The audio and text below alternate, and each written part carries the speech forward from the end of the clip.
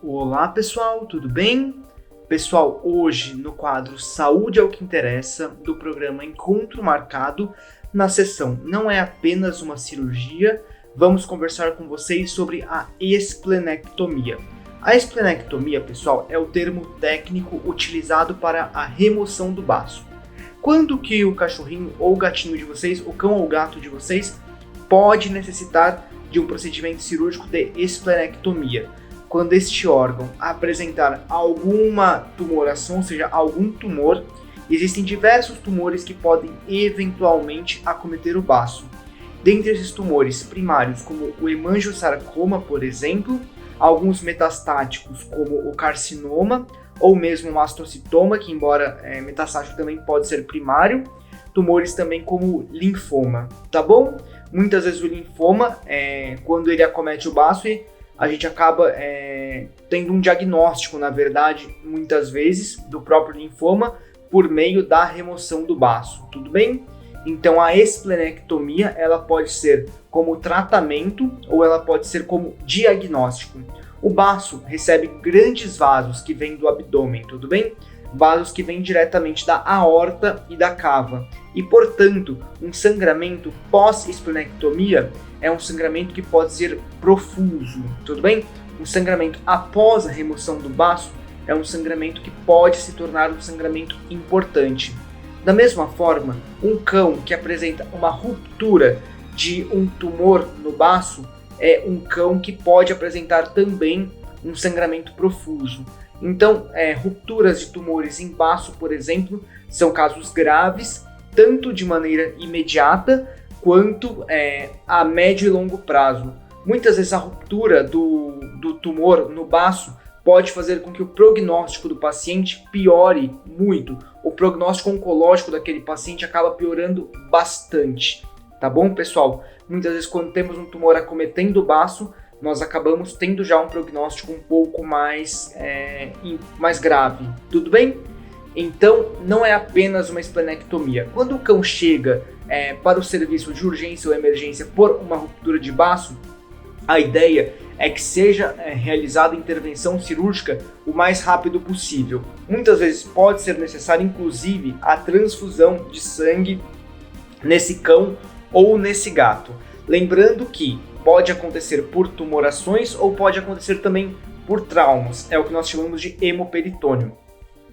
Como pode ser diagnosticado um hemoperitônio na rotina clínica, pessoal? O hemoperitônio ele pode ser diagnosticado pela própria clínica do paciente, ou seja, um paciente que gradativamente apresenta mucosas mais hipocoradas. No início ele apresenta taquicardia, o pulso desse paciente inicialmente com taquicardia, inicialmente forte, esse pulso vai caindo gradativamente até que se torna um pulso fraco e bradicárdico, ou seja, em que no início você tem o coração batendo forte e depois esse coração vai batendo cada vez mais lentamente, que é quando esse paciente vai piorando o seu quadro clínico e as medidas compensatórias do próprio choque acabam não sendo mais suficientes para manter esse paciente ativo e estável. Esse paciente começa a ter uma depressão do seu estado mental, principalmente por isquemia encefálica.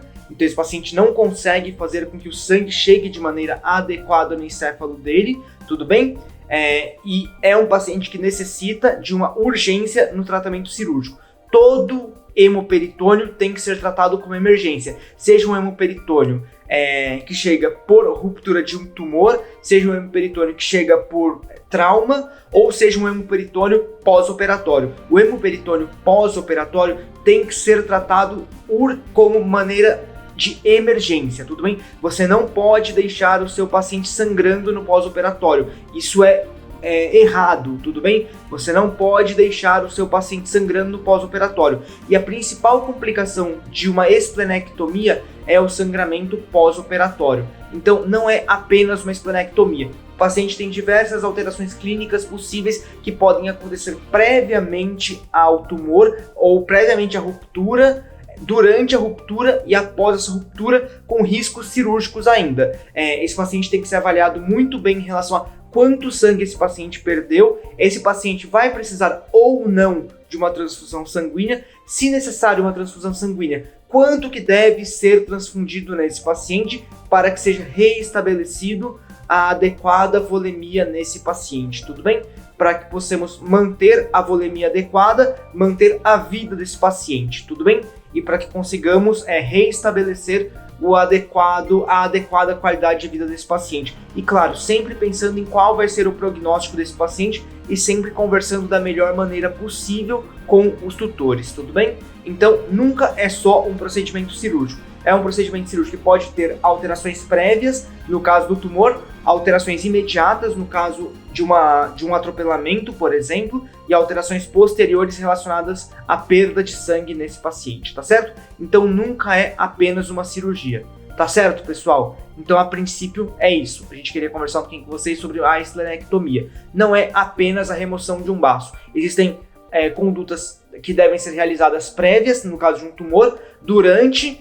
para preparar esse paciente para o procedimento cirúrgico, e muito importante, pessoal, realizar um ultrassom de abdômen, e a partir do momento que você tem líquido livre, colete esse líquido livre, compare se aquele líquido livre é sangue ou é algum outro tipo de coleção, e a partir disso, entre com esse paciente no procedimento cirúrgico. Se tem sangue no abdômen, você tem que fazer com que esse sangue pare de ser perdido. Não pode ser deixado um órgão sangrando no abdômen, de maneira alguma, tudo bem? De modo algum, seja no pré-operatório, seja no pós-operatório. Sangue no abdômen é errado, tá certo?